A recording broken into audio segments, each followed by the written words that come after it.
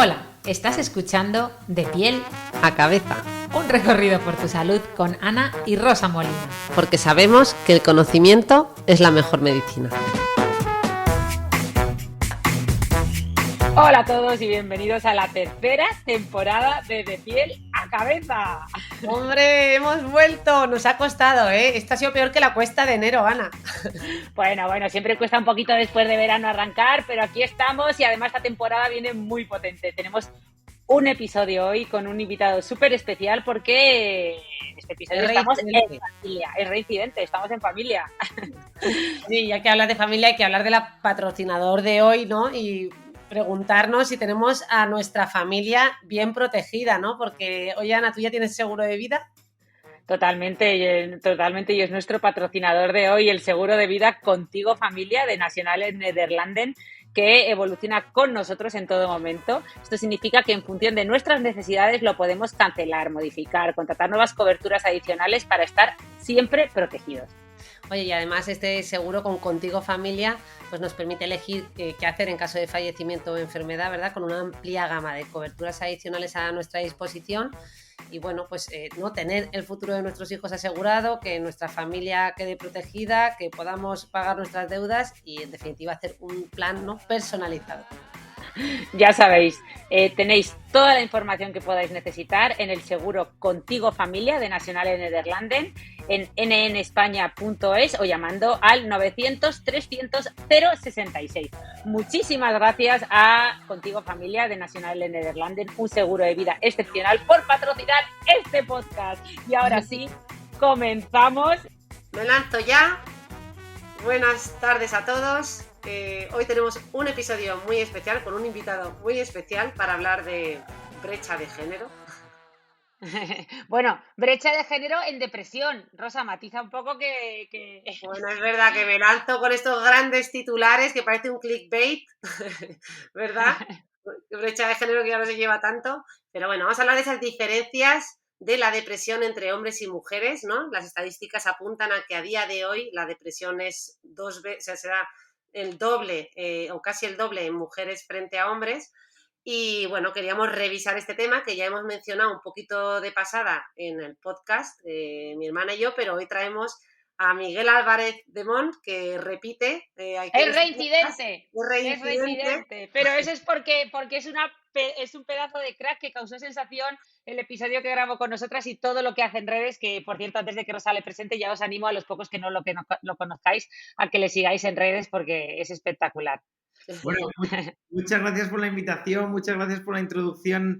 Vamos, muchas gracias a las dos, ¿no? Yo ahora tengo más relación con Rosa por motivos obvios, ¿no? Porque somos los dos psiquiatras, y también me hace mucha ilusión estar contigo, Ana, porque ya sabéis que yo soy un follower vuestro, sigo vuestro podcast.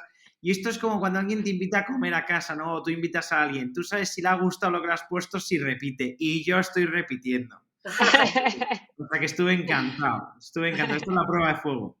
Oye, Miguel, ahora se ha puesto de moda hablar de personas vitamina, pero yo digo que hay también personas impulso y para mí tú eres una persona impulso porque yo estaba atascada en alguna faceta que me apasiona, pero que por motivos de maternidad pues me cuesta y bueno, hemos encontrado ahí una dinámica muy buena en la que, bueno, pues me has impulsado también tú a retomar un poquito este campo, ¿verdad?, de la investigación que es tan arduo, tan fascinante, pero al mismo tiempo, ¿verdad?, tan exigente, ¿no?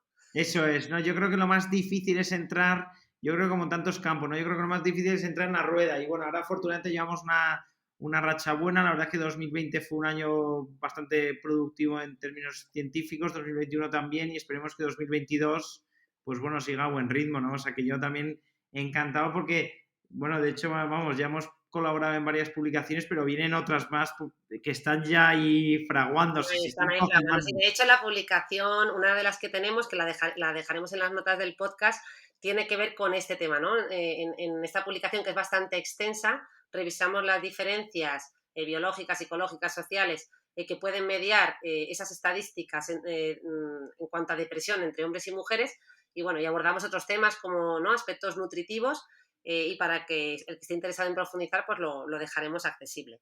Y ya sin más, si os parece, vamos a Sí, Rosa, pero materia. que no hemos presentado a Miguel, que hemos asumido que es reincidente, que todo el mundo le conoce, pero ojo, es un pedazo de profesional y hay que presentarle como Dios manda, Es que además verdad. él no solo publica esos artículos científicos de los que habláis tan maravillosos, sino es que además hace muchísima divulgación científica, que yo le sigo en Telva TV y un montón de cosas más, que es digno de contarlo. Claro, hombre. Bueno, Toma ya. es psiquiatra en el Hospital Infanta Leonor, ¿no? O sea, es en el hospital, en la sanidad pública, además, como ya hemos dicho, es investigador, es docente, es profesor, es divulgador, tiene hasta una columna. Telva, cuéntanos cómo, No, la cómo puede columna de acabar. Telva, oye, ya que aprovechamos también, la aprovecho para darle ahí un espacio a esta columna porque así tiene más visualizaciones y así tiene más difusión. No, yo estoy Claro, muy... claro, trasladando la ciencia a Telva. Muy bien, gran Eso, labor. la verdad es que no me lo esperaba, pero a veces la vida te lleva por derroteros que no te imaginabas.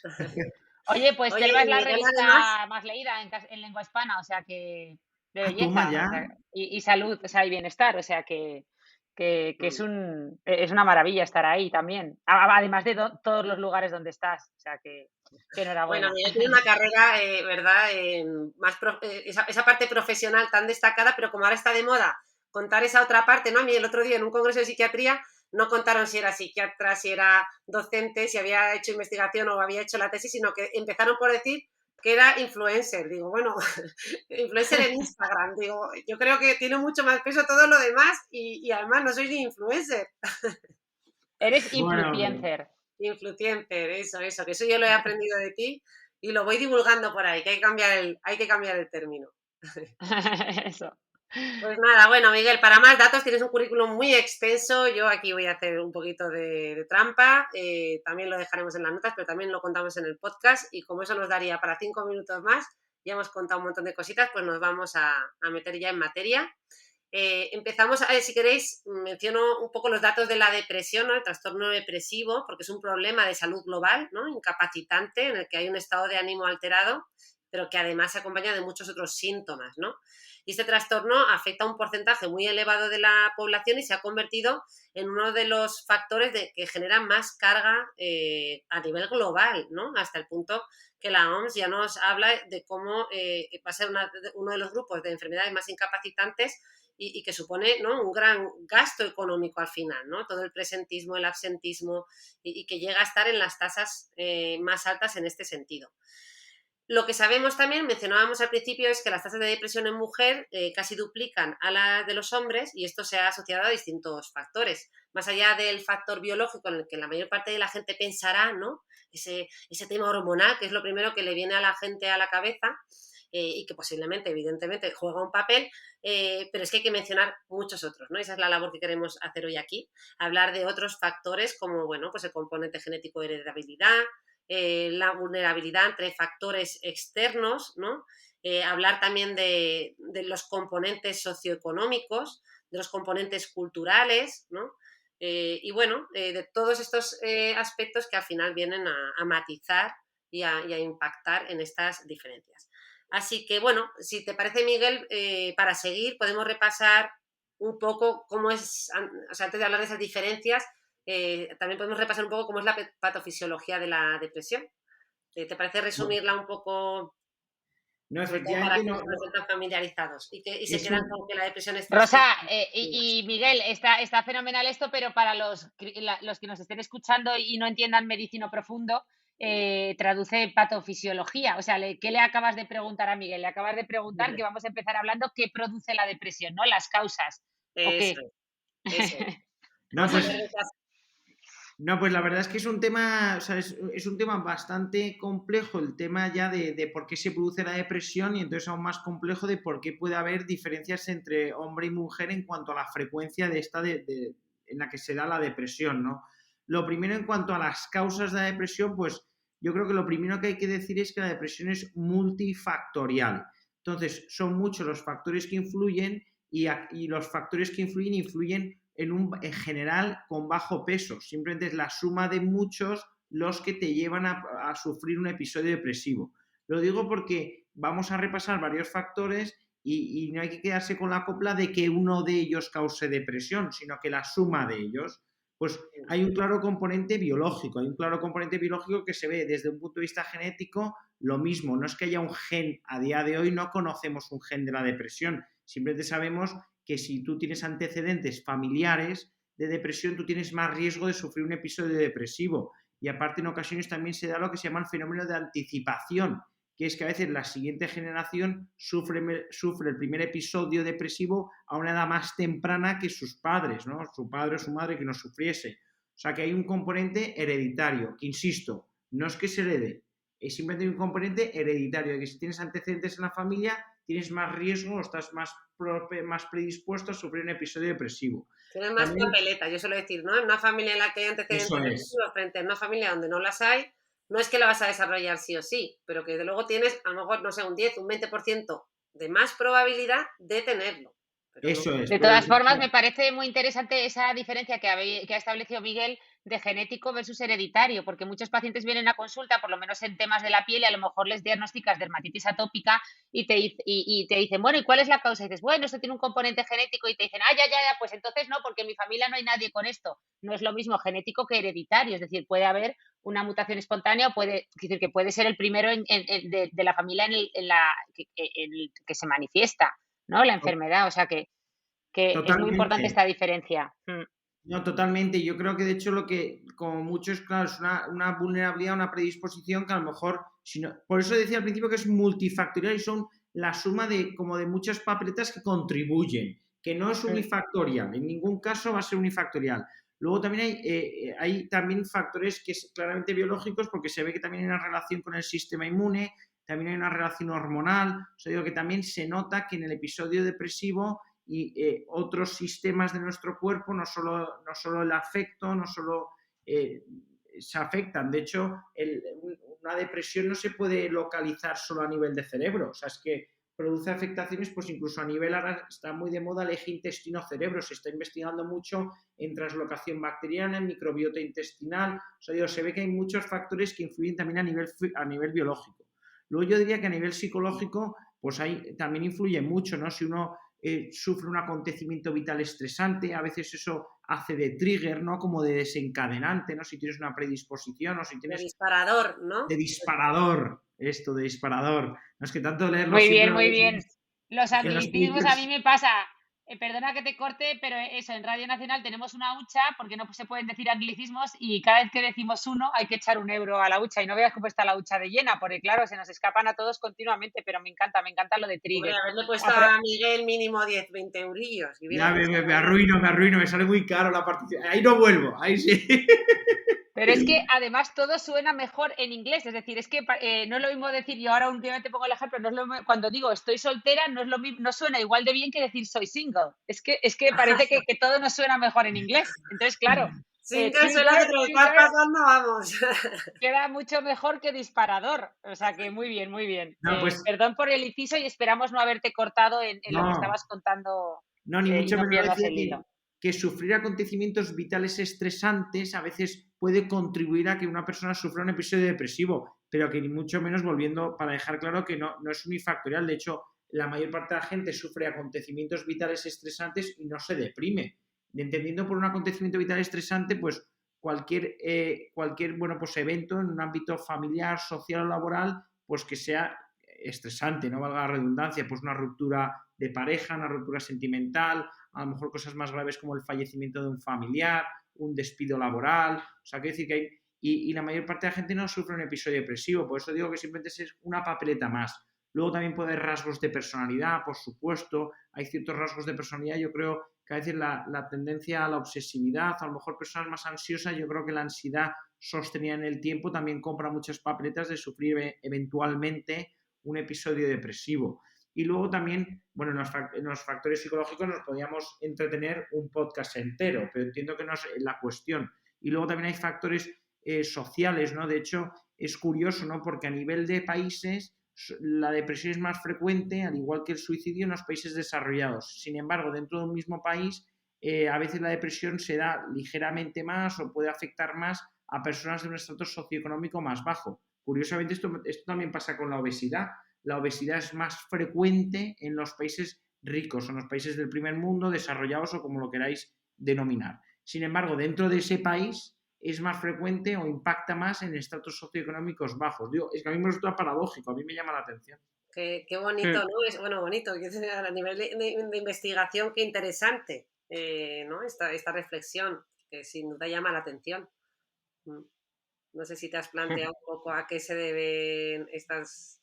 Bueno, eso me parece que es un tema súper complejo y aparte nunca con la depresión no sabes si va a ser antes el huevo o la gallina, ¿no? O sea que digo porque muchas veces las cosas, hay determinados factores que se asocian a un estatus socioeconómico más bajo. Por ejemplo, a veces nivel de estudios, estabilidad laboral, a lo mejor estabilidad familiar. Quiero decir que es una serie de cosas que si tú tienes si tú tienes esos parámetros peores, te hace más vulnerable a sufrir un episodio depresivo, pero a la vez un episodio depresivo te puede hacer bajar, esto se dice mucho con los trastornos, con las enfermedades graves en general, te pueden hacer bajar el escalafón social, o sea, quiere decir que te pueden hacer que es verdad.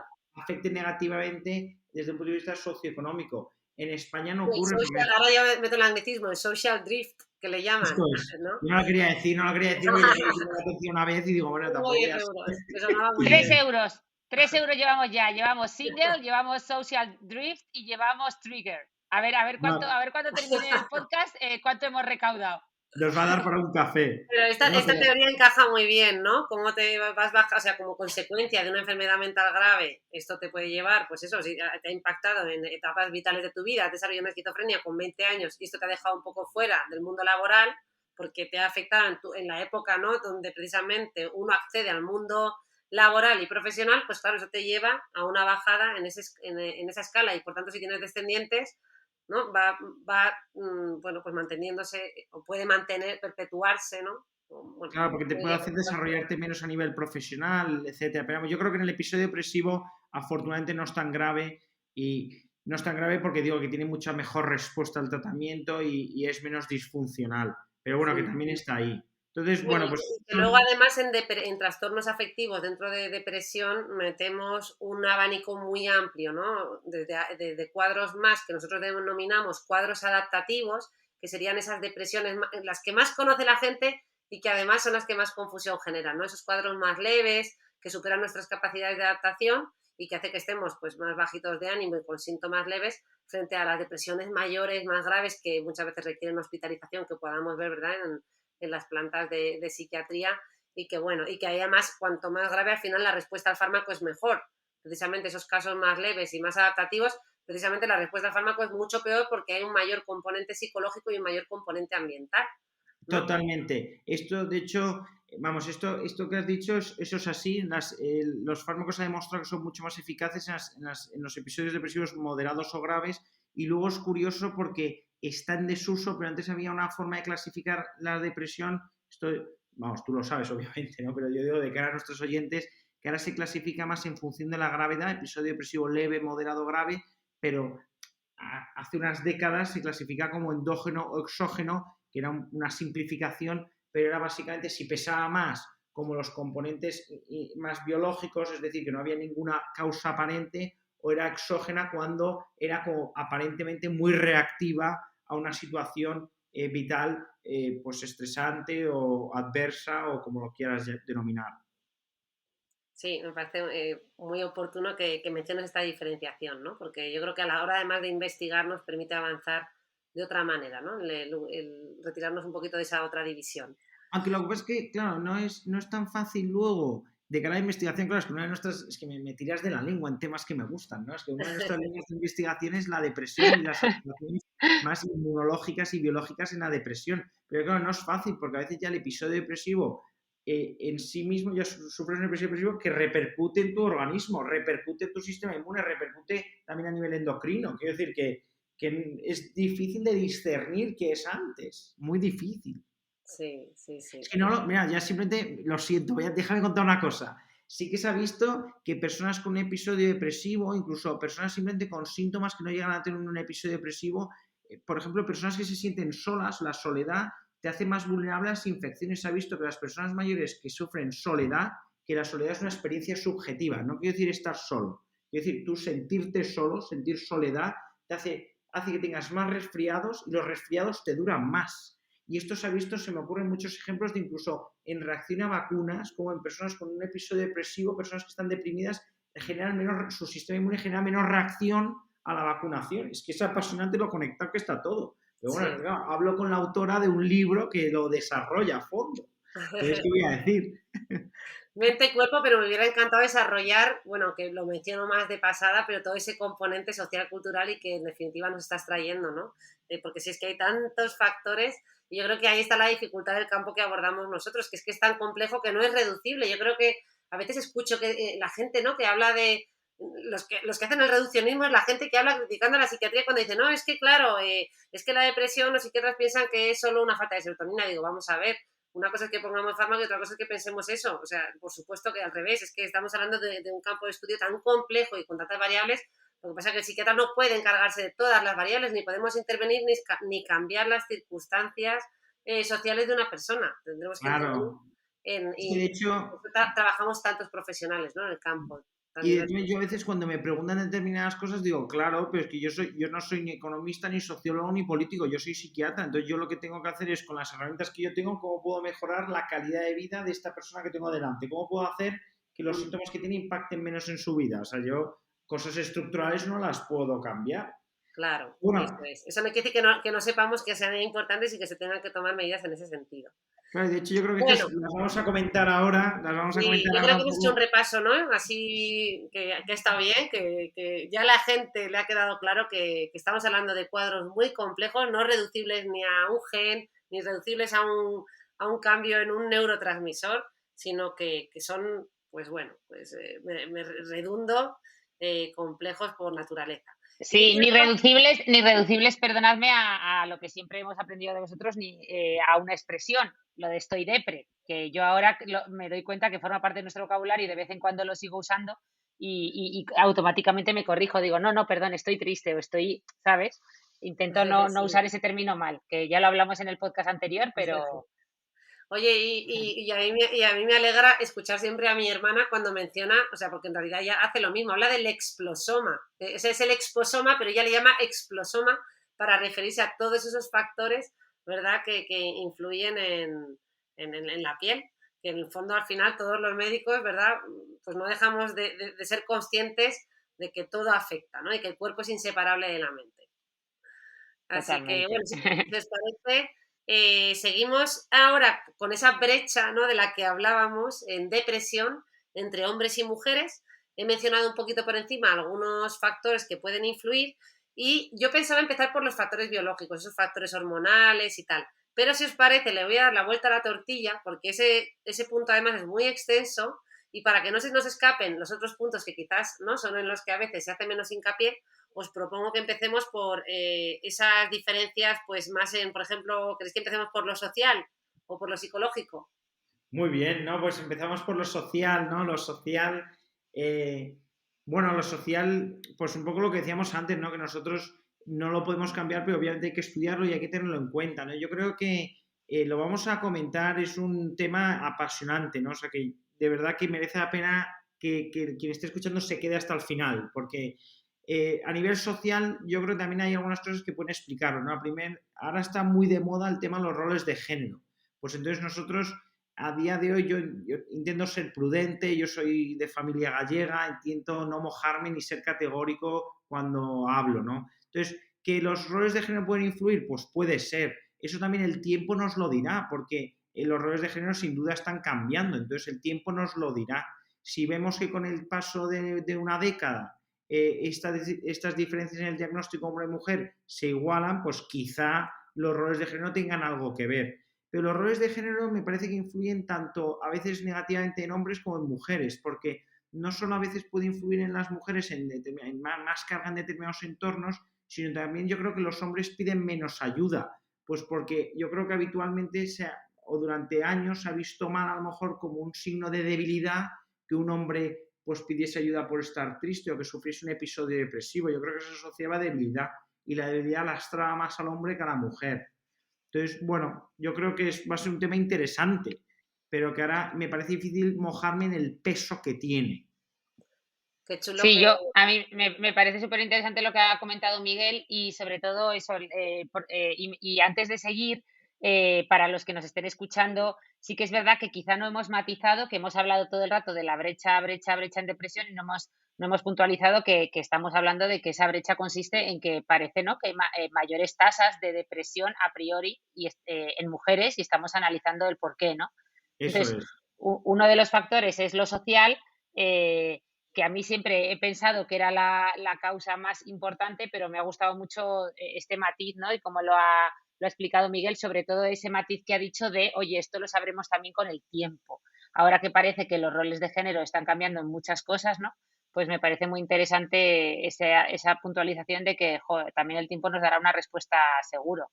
Claro, porque por ejemplo, en la generación de nuestras abuelas es cierto que en la generación de nuestras abuelas, bueno, quizá yo creo que ahora menos, ¿no? Quizás según el entorno, quiero decir que tampoco, no se puede ser categórico, pero en general, hace 40 o 50 años en España, porque tampoco sé dónde nos oyen, ¿no? Yo diría que hace 40 o 50 años en España es verdad que la mujer tendía a ser con más frecuencia ama de casa, entonces es verdad que a lo mejor ante una ruptura sentimental o ante una ruptura matrimonial, pues quedaba más desprotegida, porque si no tenía forma de ganarse la vida o de conseguir medios económicos, pues obviamente era más vulnerable a las rupturas. O a lo mejor también esa ausencia de independencia económica le podía hacer permanecer en una relación que a lo mejor no era satisfactoria. Por eso digo que es cierto que a lo mejor ha podido haber épocas históricas en las que eso haya podido influir. Pero volviendo a lo inicial, un episodio depresivo no es sufrimiento. O sea, el sufrimiento tampoco me gusta, pero quiero decir que un episodio depresivo es una enfermedad, es mucho más complejo.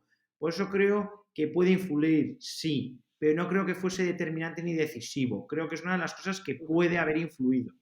Bueno, pero sí que efectivamente también lo desadaptativo. Al final nuestra cultura y nuestra sociedad determina un poco lo que es más desadaptativo, ¿no? Por ejemplo, hace años, ¿no? Pues la virilidad, la masculinidad, la fuerza eran valores que nos permitían sobrevivir, ¿no? Pues en medios más peligrosos. Y ahora a lo mejor lo que nos permite sobrevivir es más lo intelectual, ¿no? No vivimos en una época en la que cazamos o haya depredadores, y sin embargo ahora lo que se está, pues eso, de alguna manera valorando más es ese mundo intelectual. Por eso realmente culturalmente sí que estamos cambiando en esos valores. Por otro lado, el estereotipo femenino, ¿no? Sí que también el estereotipo más tradicional que asocia a la mujer con una mayor dependencia, una mayor pasividad, rasgos de o sea, una autoestima, ¿no?, en general pues más baja y más dependiente, o una mayor tendencia a la indefensión, ¿no?, o a la complacencia.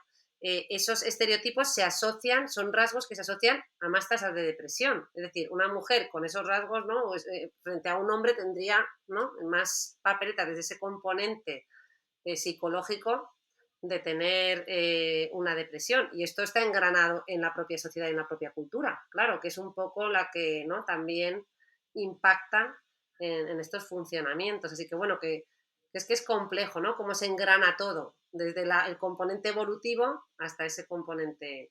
Totalmente. Y luego, una cosa que también me parece relevante mencionar es que también en modelos animales, que obviamente tienen sus limitaciones a la hora de extrapolar, pero bueno, son una fuente de conocimiento, ¿no? Los modelos animales, ¿no? Que no, esto no es un podcast de metodología e investigación, entonces tampoco me voy a meter yo en detalles, ¿no? Pero bueno, tienen sus limitaciones, pero también nos aportan, son valiosos, no hay que despreciar los modelos animales.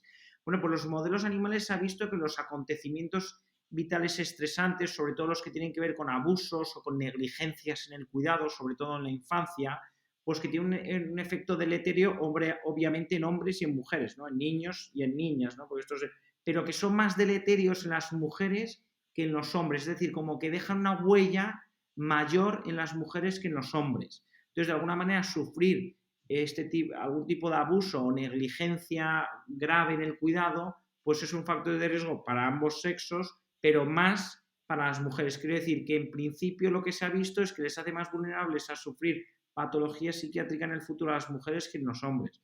Entonces, también aprovechamos para decir que obviamente sufrir abuso o negligencia de cualquier tipo es una desgracia. O sea, quiere decir que es algo que obviamente desearíamos erradicar, pero que no está en nuestras manos como psiquiatras. Claro, sin duda. Yo, para rizar más el rizo, Miguel, añado que hay datos que indican que los abusos y ciertas experiencias tempranas son más frecuentes en mujeres que en hombres. No sabría indicar hasta qué fecha, a lo mejor el tema ahora ha cambiado, pero por lo menos hasta hace unos años los datos indicaban esto, ¿no? Donde posiblemente haya también eso, pues un factor sociocultural.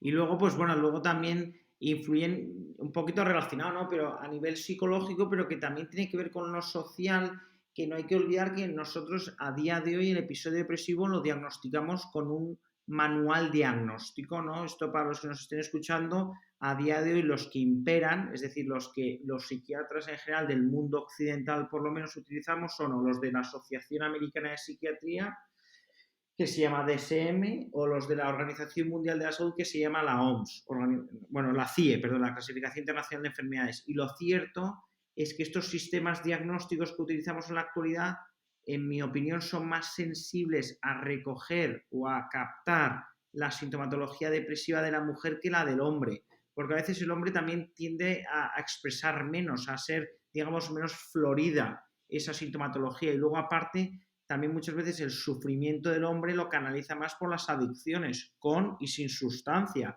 Tú cuando vas a un grupo de juego patológico o de dependencia del alcohol, al menos a día de hoy, predominan con claridad los hombres sobre las mujeres. O sea que también el sufrimiento, digamos que es curioso, ¿no? Vamos, Se Dios. manifiesta de otra manera, ¿no?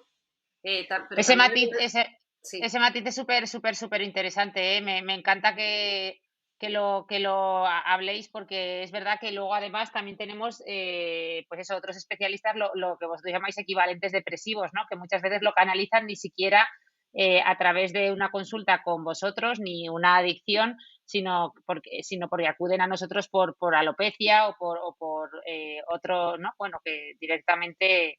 Claro, Tendéis a la esto, somatización. volviendo un poco a lo social, que a veces conecta con lo Sí, psicológico, es que si pensáis al menos hace 10 años, o hace 20 o hace 30, porque a veces las estadísticas, aunque tú las hagas en un momento determinado, recogen una tendencia de los últimos años, ¿no? Yo creo que al menos hasta hace poco, que un hombre bebiese en un bar solo estaba mejor visto a que fuera una mujer. O sea, yo creo que el hecho de un episodio de embriaguez, que bueno, aprovechamos para desaconsejarlo, quiero decir que no me parece algo deseable para nadie, pero yo creo que será más permisivo con el consumo de tóxicos, o sea, es decir, de alcohol, cocaína, lo que fuese, de cannabis, en los hombres que en las mujeres, lo cual yo creo que a veces le ha jugado una mala pasada a los hombres, porque les ha hecho tontear más y exponerse más. Y lo qué mismo buen, pasa vamos, qué con la buen matiz, alimentación. Miguel.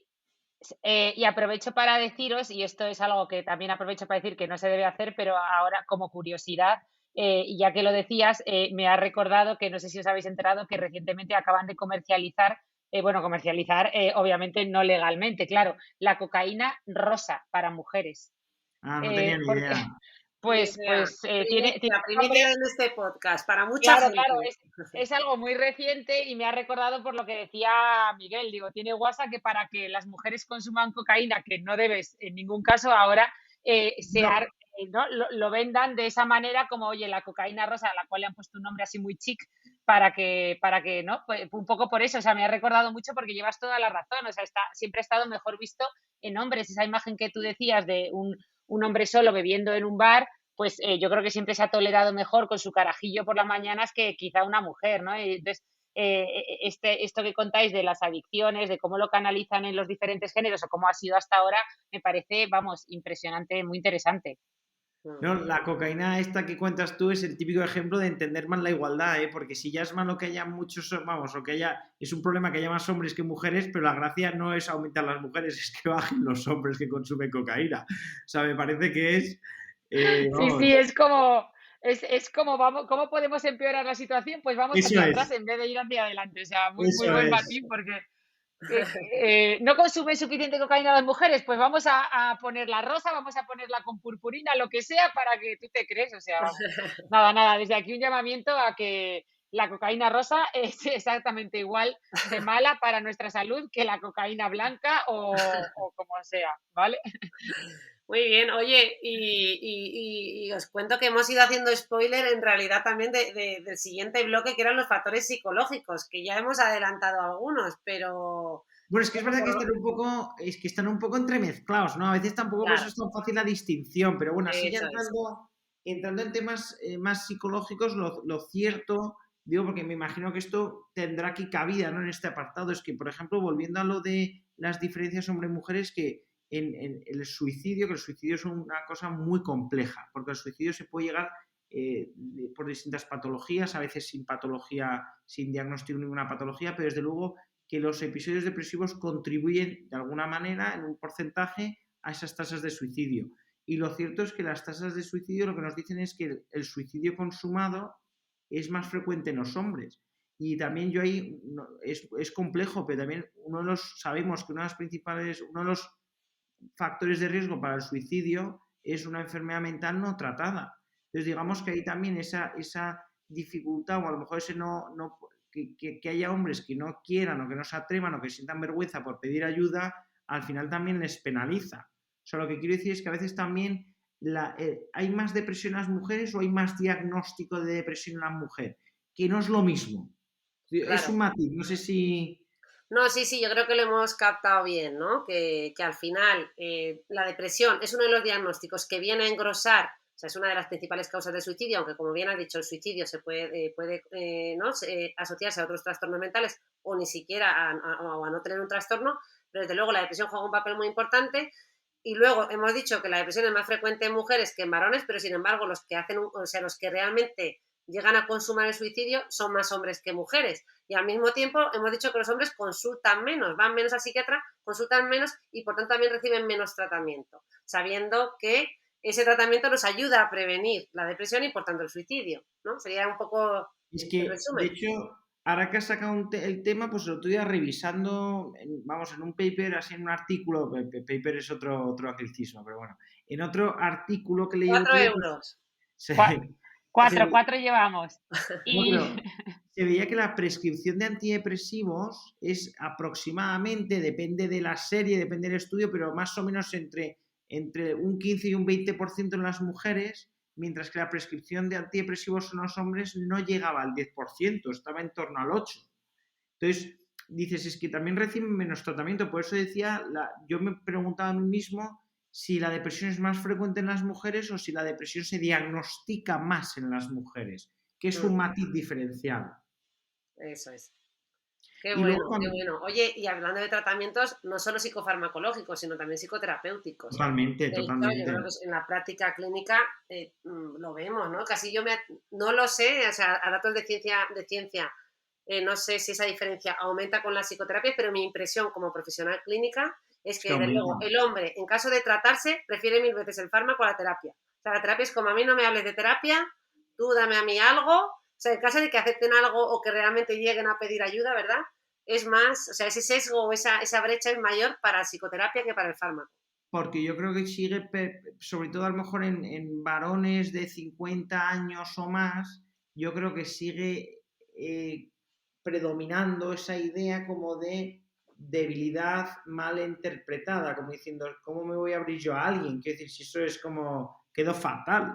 Creo que todavía esta idea o este concepto, en mi opinión equivocado, todavía campa a sus anchas en personas de más de 50 años. Sí, pues coincido en esa opinión yo también, Miguel. Y luego también una cosa que es verdad que afecta más a las mujeres que a los hombres son los trastornos de la conducta alimentaria, que eso obviamente no es el tema, pero sí que es el tema y lo traigo a colación porque de alguna manera los trastornos de la conducta alimentaria sí que son un factor de riesgo para sufrir un episodio depresivo. Y eso sí que al menos a día de hoy afecta claramente más a las mujeres. Y también, y eso es una cosa que estamos ahora tú y yo estudiando, ¿no? unos artículos que tenemos ahí en el horno, sí que, bueno, pues lo hemos visto, ¿no? Nosotros en el estudio que estábamos acabando de escribir, porque, hombre, aprovecho para decir que cada artículo tiene mucho trabajo detrás, ¿no? Entonces, bueno, pues sí que se ha visto que entre los usuarios de Instagram, las mujeres, que es verdad que además fueron mucho más que los hombres que los que participaron en el estudio, pero que las mujeres en general tenían mayor insatisfacción con su imagen corporal, menor autoestima y mayor tendencia a la comparación física. O sea que de alguna manera estos rasgos, o la autoestima, la comparación física, la satisfacción con la imagen corporal, pues es una de las cosas que también digamos que son papeletas para desarrollar un episodio depresivo, ¿no? Yo creo que la autoestima juega un papel, la satisfacción contigo mismo a nivel intelectual, pero también a nivel físico también, y la tendencia a compararte, ¿no? Porque, digamos, mina la moral de cualquiera. Entonces, yo creo que compras papeletas para sufrir un episodio depresivo, que, insisto, son papeletas, no es causal, no es causa-efecto. Lo digo por si alguien quiere simplificar, pues no se puede. Total. Y detrás hay un factor cultural importante, ¿no? En todo esto, que también pues habría que medir. Bueno, luego, yo creo que si os parece... Con el peso, déjame contarte, como yo hice la especialidad en Navarra, ¿no? Entonces me hace mucha ilusión contarte un estudio muy potente que se hizo allí en una cohorte, es decir, en un grupo de pacientes a los que se sigue en el tiempo, pues en este caso es que se siguió a 20.000 mujeres, lo cual es muy meritorio. Se siguió a 20.000 mujeres libres de enfermedad, y lo que se vio es que aquellas mujeres con un IMC, con un índice de masa corporal normal o con ligero sobrepeso, eso era lo que más protegía de sufrir un episodio depresivo, mientras que los pesos extremos, ya sea bajo peso, en plan por debajo ya de lo normal o dentro de la normalidad en el límite, y la obesidad eran factores de riesgo. Es decir, aquí una vez más, aquí sí que se puede decir que muchas veces la virtud está en la moderación. Qué bueno este apunte, ¿eh? De justo los extremos, no es este dato, ¿no? Sí. Tanto en un extremo como en otro. Pues sí, siempre ir hacia ese equilibrio, ¿no? Que yo creo que es fundamental. Y además es que este trabajo se publicó, que nosotros también, a los que leemos artículos, también una cosa te inspira más confianza cuando mejor sea la revista en la que se publica. Se escribió en la revista europea de psiquiatría. O sea, fue un trabajo, la verdad, que yo no participé, no tuve la suerte de participar, pero fue un trabajazo. Sí, justo te iba a preguntar eso, que yo sé que tú siempre mencionas la revista, ¿verdad? Porque al final, oye, nos está dando una información muy valiosa y mira, pues sí, ¿no? Que lo han cogido en una revista reconocida y que eso ya dice mucho. Bueno, yo creo que para acabar con el tercer bloque, si queréis nos vamos a esos componentes biológicos sin profundizar así mucho en detalles, pero bueno, que es, ¿no?, innegable que hay ese componente que decíamos que puede ser una parte heredable, y otra asociada a periodos claves de la vida de la mujer, como pues pueda ser la menopausia, el posparto y otros. Así que, ¿por dónde empezamos? Bueno, pues yo creo que, o sea, a nivel biológico, pues lo primero, mencionar lo que decíamos antes, ¿no? Que hay un componente heredable que en el que parece que es mayor en la mujer que en el hombre. Entonces eso sería una pequeña contribución. Y después un poco lo que tú decías, ¿no? Yo creo que hay determinados momentos del ciclo de vida de una mujer, como son el parto, como son la menopausia, pues que son momentos un poco de, vamos, que puede suponer para algunas mujeres un momento de riesgo para sufrir un episodio depresivo. Por ejemplo, la depresión postparto, pero vamos, luego hay que mandar un mensaje de tranquilidad, porque la mayoría de las mujeres, la inmensa mayoría, no sufren ninguna depresión postparto, la inmensa mayoría, a lo mejor un maternity blues, pero bueno, hay que reconocer que no hay ese momento de vulnerabilidad postparto. 5 euros con lo de maternity blues, Ana. Bueno. A mi hermana la veo que no, que digo, qué raro que no lo haya dicho. Que no yo me he callado porque es que tengo que reconocer que lo de maternity blues me encanta, me parece, o sea, la terminología. Es que de hecho no hay traducción, ¿no? Para maternity claro, blues. Es que ¿cómo traduces el maternity blues? Yo creo que ese nunca se ha traducido. No, yo creo, vamos, no sé, ni me he dado cuenta, es que siempre se usa así. Se usa así. Que por cierto aprovechamos para matizar, que eso yo creo que es muy útil para las mujeres, las que vayan a dar a luz, las que han dado a luz, que el maternity blues es un periodo que consideramos normal, que se da hasta en un 70-75% de las mujeres tras el parto, que puede durar entre 10 y 15 días habitualmente, en las que uno se puede notar pues más inestable, con más bajo ánimo, sin que ello llegue a constituir una depresión posparto, ¿no? Eso es. O sea, afortunadamente la depresión postparto se da, bueno, pues depende de la serie una vez más, pero ¿qué viene a ser? Un 10% como mucho. O sea, quiere decir que la depresión postparto, aunque es una entidad seria, pues, y yo creo sinceramente que menos. Mi experiencia sinceramente es que menos, ¿eh? Estaremos hablando de un 5%. Sí, es frecuente. Pero de las que tienen maternity blues, creo que era además esta estadística. Sí, por eso digo que es todavía menor. Claro, pero digo que aún así, aunque sea un pequeño porcentaje de mujeres, en los hombres es cero. Yo no, vamos, a lo mejor hay alguno, pero que en general ningún hombre se deprime, no sufre ninguna depresión post-paternidad, digamos. Entonces, y luego la menopausia en el hombre es más como es más paulatina, es una cosa más progresiva, pues tampoco tenemos ese momento de perimenopausia que también es de cierta vulnerabilidad. Y después luego no hay que olvidar que en el ciclo, pues el ciclo menstrual de una mujer, pues a veces puede haber alteraciones, pues por ejemplo hipermenorrea, o la hipermenorrea te puede llevar a tener una anemia ferropénica, que eso simula un episodio depresivo, quiere decir que no lo es. Hipermenorrea, para los que no están familiarizados con nuestros términos, que a nosotros nos parece ya como una obviedad, pero yo creo que habrá gente que no sepa lo que es una hipermenorrea. Bueno, pues estas menstruaciones que, bueno, esto yo no somos ginecólogos aquí ninguno de los tres, pero vamos, que es un concepto tan extendido en la medicina. Bueno, pues son esas menstruaciones de muchos días y sobre todo muy abundantes. Entonces a veces pueden llevar a perder hierro, entonces a tener una anemia ferropénica, una anemia por déficit de hierro, que eso afortunadamente tiene un tratamiento sencillo, digo, de suplementos. Pero si no te lo diagnostican, pues está unos meses, pues en el que te sientes como se siente una mujer muy cansada, como muy débil, entonces claro, cuando estás muy cansado te apetece hacer menos cosas, las disfrutas menos, a pesar de que duermes bien, tienes la sensación de sueño no reparador. Entonces, Sí, claro, eso puede ocurrir, puede simular un episodio depresivo, pero insisto, no lo es. De hecho, el tratamiento no son antidepresivos, el tratamiento es suplementación, vamos, corregir ese déficit de hierro. Nada, muy bien, muy bien.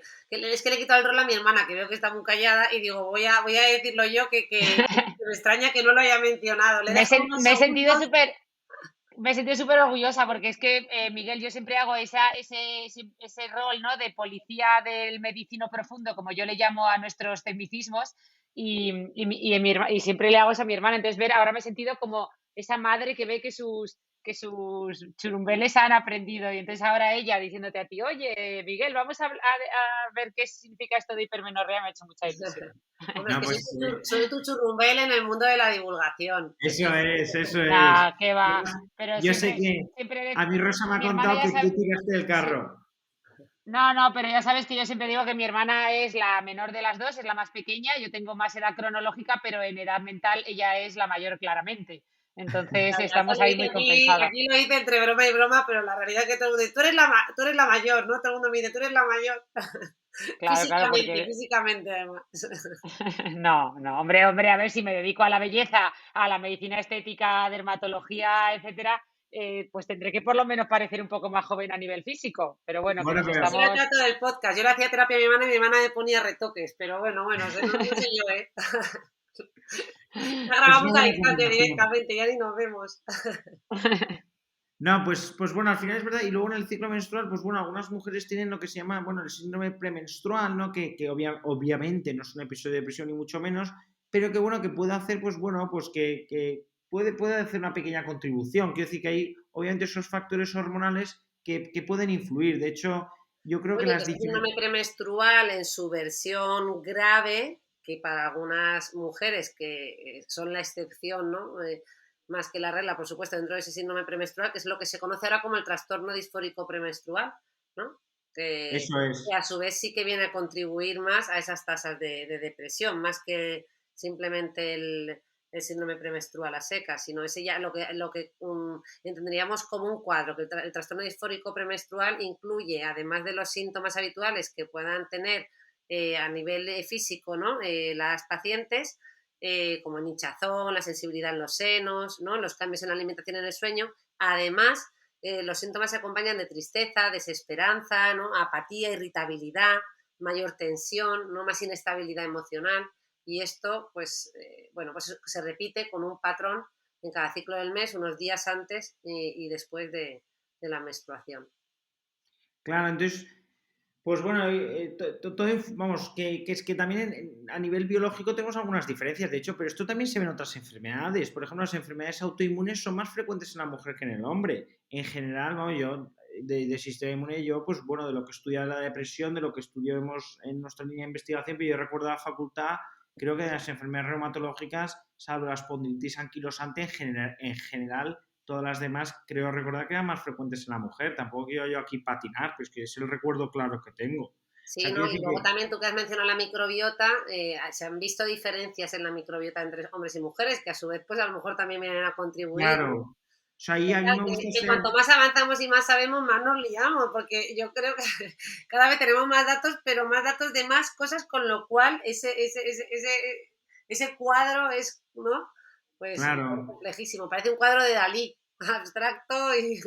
Y luego también, pues bueno, también otro factor que puede, bueno, pues contribuir a ser una papeleta más, ¿no? Que obviamente no, por sí mismo, pues por sí mismo no es relevante, pero si lo sumas, pues al menos hasta a día de hoy, en general la regulación de natalidad pesa aún más o ha caído la responsabilidad sobre la mujer y lo cierto es que al menos a día de hoy los anticonceptivos son de mujeres, los anticonceptivos hormonales. Y sí que se ha visto que además en series en Dinamarca que han seguido a 1 millón de mujeres, porque es que esto a mí me interesa mucho como investigadores que en Noruega, Dinamarca, Suecia tienen unos registros poblacionales que hacen unos estudios epidemiológicos alucinantes, porque es que siguen a millones de personas. Bueno, pues en un estudio publicado en la revista oficial de la Sociedad Americana de Psiquiatría, que eso es bueno, eso el día que yo publique ahí me jubilo, sencillamente huelgo la bata y me jubilo. Te digo que un estudio que publican ahí unos daneses se vio como los anticonceptivos hormonales, pues bueno, pues tienen cierto riesgo, como tantas otras medicaciones, ¿no? Pero que también pueden contribuir a un episodio depresivo. Sí. Pero vamos, que esto también hay otras medicaciones como por ejemplo los betabloqueantes, ¿no? Que sirven mucho para regular la tensión arterial o la insuficiencia cardíaca, pero como estamos en el tema de diferencias hombre-mujer. Sí, qué buen matiz. O sea, que a día de hoy sabemos que hay muchos fármacos, ¿no? Que en la mayor parte de los pacientes no van a producir depresión. Y dicho claro, esto, no. en la mayoría no producen depresión, pero que desde luego tomarlo frente a no tomarlo, a lo mejor tienes una posibilidad, un 1% mayor que alguien que no lo toma. Y ahí metemos los antihipertensivos, los corticoides, pero como tú bien has dicho, estamos hablando de diferencias entre hombre y mujer y por eso estamos mencionando solo los anticonceptivos, ¿no? Porque betabloqueantes, los betabloqueantes, por poner un ejemplo de fármaco que regula la tensión arterial, esto lo toman por igual hombres y mujeres. Por eso digo que yo ponía el ejemplo de una medicación que toman más, bueno, que solo toman las mujeres. Digo que, y efectivamente es lo que tú decías, en los estudios lo que se sigue es, en este que yo estoy pensando, porque era muy bueno, ya os digo que se publicó en un sitio como de máximo prestigio y mucha fiabilidad. El tema era eso, que sobre todo comparas en mujeres expuestas a no expuestas y efectivamente lo que nosotros llamamos la odds ratio, es decir, lo que compara pues son las diferencias pequeñas, pero puestos a decir factores que pueden contribuir a esas diferencias, pues ahí está. Pero vamos, yo así a modo también como, si me dices mi opinión en general global, yo creo que influyen que no va a ser solo un tema de que haya más depresión en las mujeres, sino que también de que se diagnostica más en las mujeres. Y eso, en mi opinión, y yo creo que los profesionales también tenemos que tener más ojo en detectar esos equivalentes depresivos en el hombre. Creo que también tenemos que facilitar que hombres que sientan vergüenza por sufrir un episodio depresivo pidan ayuda, porque yo creo que esa brecha, no solo en detrimento de las mujeres que puedan tener más circunstancias adversas o más cargas o bueno, más dificultades, sino que también en que haya hombres que necesitan ayuda y no la pidan. Muy bien, Miguel, pues nos quedamos con este matiz, o sea, esta idea me parece muy potente, muy potente. Sí, totalmente, o sea, qué buen matiz que... Pues que yo me imagino que chicos, este podcast de 20 minutos que íbamos a hablar, que lleva por 50, pues yo creo que hemos repasado un montón de temas y si me dejáis yo cuento una última, bueno, ya cada uno si quiere que diga lo último y callamos para siempre. Cada uno se tiene que despedir con un anglicismo, porque solo hemos recaudado 5 euros y me parece súper triste. A ver si en vuestra conclusión final podéis meter un anglicismo para que lleguemos, yo que sé, a 10 euros. Venga, pues a mí me vais a pillar porque yo lo que iba a contar era una más que anécdota, otra curiosidad más que leí recientemente y es que ya sabéis que esta brecha también se ve en la enfermedad de Alzheimer, que es más frecuente en mujeres que en hombres, o estos eran unos datos que teníamos hasta la fecha, pero que con la incorporación de la mujer al mundo laboral, esto parece que ha podido mejorar la reserva cognitiva, de eso que son esos ahorros cerebrales de los que ya hemos hablado en este podcast, mejorar esa reserva cognitiva que nos hace ser más resistentes y poder resistir mejor el daño de una enfermedad neurodegenerativa como es la enfermedad de Alzheimer. Lo cual a mí me pareció súper interesante, ¿no? No deja de ser un factor cultural y no se me ocurre cómo meter el anglicismo aquí, y así que con esto... No, si es de broma, sí, lo digo de Venga, broma. os toca.